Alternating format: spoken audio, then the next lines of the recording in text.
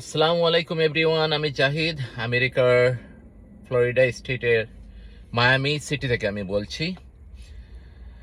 আমেরিকায় বাঙালি যারা বসবাস করছেন এবং বাংলাদেশে যারা আছেন ইমিগ্রেন্ট ভিসায় আমেরিকা আসার জন্য অপেক্ষা করছেন, কেউ হয়তো 1 মাস থেকে, কেউ হয়তো বা 1 বছর, কেউ হয়তো বা 1 যুগ এর বেশি সময় ধরে যারা অপেক্ষা করছেন আমেরিকায় আসবেন, তাদের জন্য খুবই একটি বড় দুঃসংবাদ যে মার্কিন প্রেসিডেন্ট ডোনাল্ড ট্রাম্প উনি সিদ্ধান্ত নিয়েছেন যে 75টি দেশ বাংলাদেশ সহ উনি ইমিগ্রেন্ট ভিসা স্থগিত করেছেন।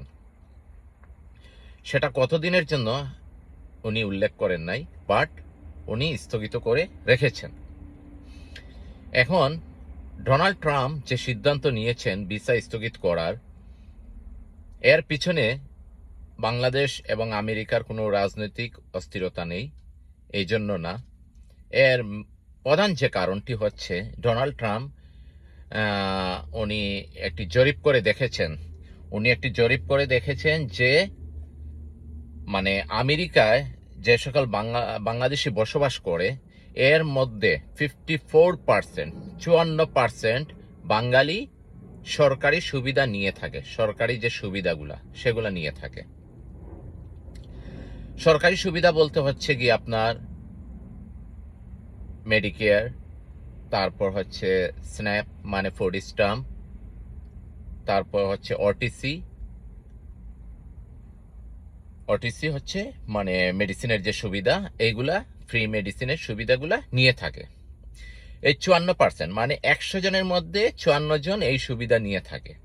আর আপনারা সবাই জানেন আমেরিকা অনেক বড় একটা দেশ, পৃথিবীর মধ্যে 3য় বৃহত্তম দেশ আমেরিকা। 50টা স্টেট নিয়ে একটি আমেরিকা। এর মধ্যে 50টা স্টেটের মধ্যে 33টা স্টেটই হচ্ছে যে বাংলাদেশ থেকে দ্বিগুণ তিনগুণ বড় যে 50টা স্টেট। চিন্তা করে দেখেন আমেরিকা কত বড়।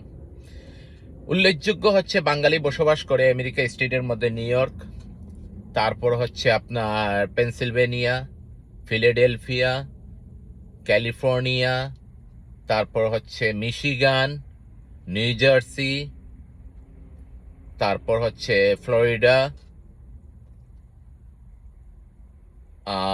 তারপর হচ্ছে আপনার আলাবামা, অ্যারিজোনা, মেরিল্যান্ড, ওয়াশিংটন, এইসব স্টেট